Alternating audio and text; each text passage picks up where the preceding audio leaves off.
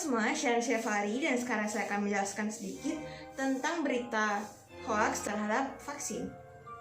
Nah, salah satu penyebab masyarakat masih meragukan pemerintah terhadap berlangsungnya proses vaksinasi yaitu dengan adanya berita hoaks. Salah satu berita hoaks yang banyak berada di masyarakat adalah jika seseorang divaksin maka tubuhnya akan berubah kesakitan dan dapat berakhir meninggal. Nah, selain berita itu ada juga berita tentang salah satu cara untuk menyembuhkan COVID-19 adalah dengan mengonsumsi bawang putih.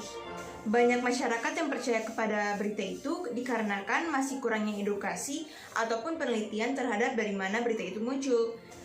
Penyebab lain dari mana masyarakat percaya terhadap itu karena masyarakat masih mempertanyakan keefektivitas dan efek samping dari vaksin dalam jangka waktu yang panjang.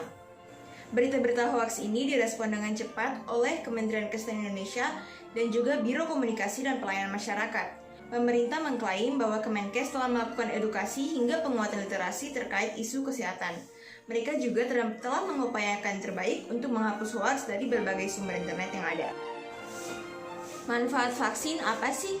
Nah, manfaat vaksin bagi tubuh seseorang adalah untuk memperkuat atau membantu sistem kekebalan tubuh melawan infeksi dari masuknya patogen ke dalam tubuh secara efisien dengan cara merangsang atau mengaktifkan respon imun terhadap suatu penyakit tertentu.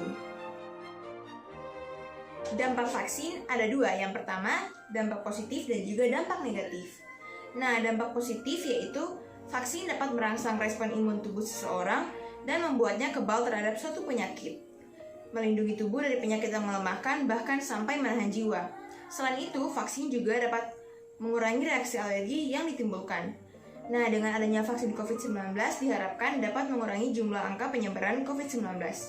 Sedangkan untuk dampak negatif dari vaksin, yaitu saat proses vaksinasi mandiri terkait dengan COVID-19 ada dampak negatifnya, yaitu menguntungkan pihak kelas atas. Hal ini dikarenakan karena adanya kalangan menengah ke atas yang memiliki daya beli bisa membeli vaksin dengan tingkat efektivitas yang lebih tinggi. Sementara kalangan menengah atau kalangan ke bawah hanya bisa menunggu vaksin gratis dari pemerintah. Hal ini disebabkan karena adanya kesenjangan sosial. Hubungan vaksin dengan ayat Alkitab apa sih?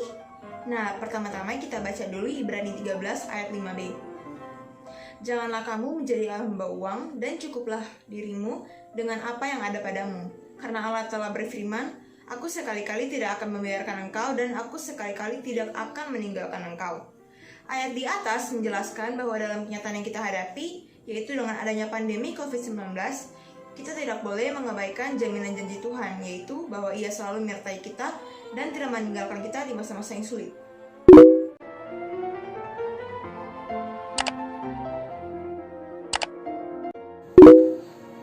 Selanjutnya saya akan menjelaskan konsep biologi mengenai vaksin. Jadi mungkin beberapa masyarakat belum mengetahui tentang apa itu vaksin dan mengapa vaksin ini sangat penting untuk diberikan pada tubuh kita.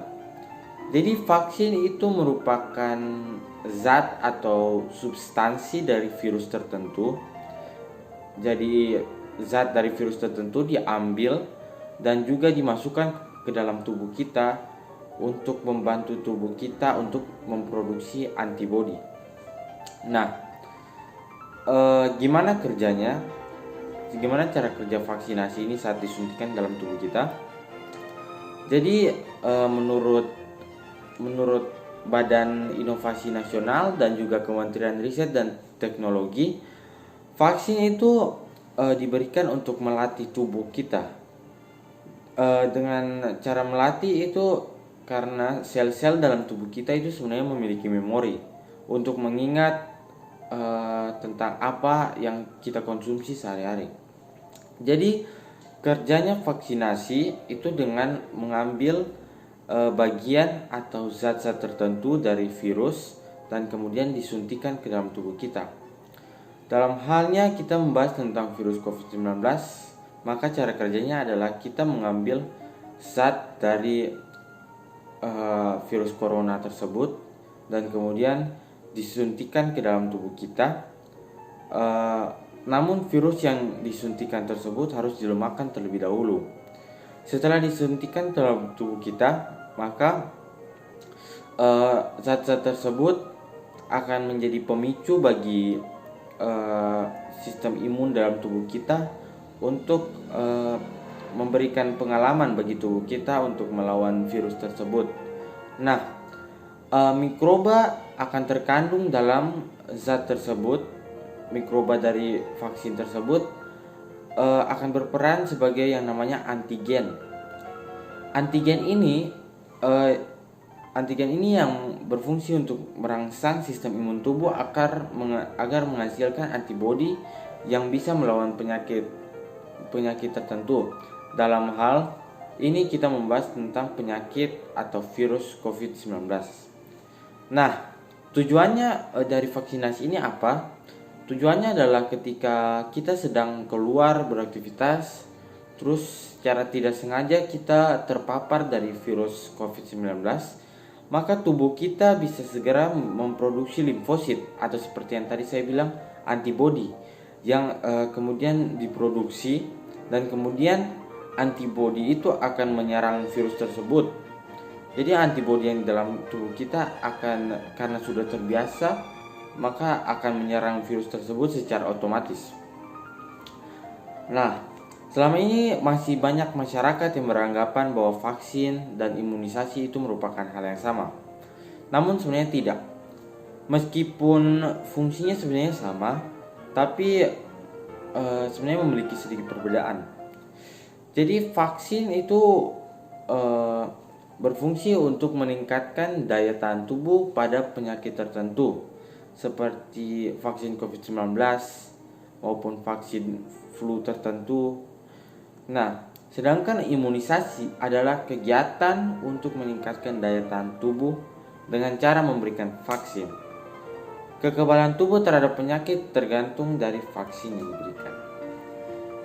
Nah, seperti yang sudah saya jelaskan bahwa sebenarnya tubuh kita ini sangat memerlukan dari vaksinasi yang akan diberikan agar jika suatu saat kita terpapar dari virus COVID-19, maka virus ini tidak akan memperburuk kesehatan tubuh kita.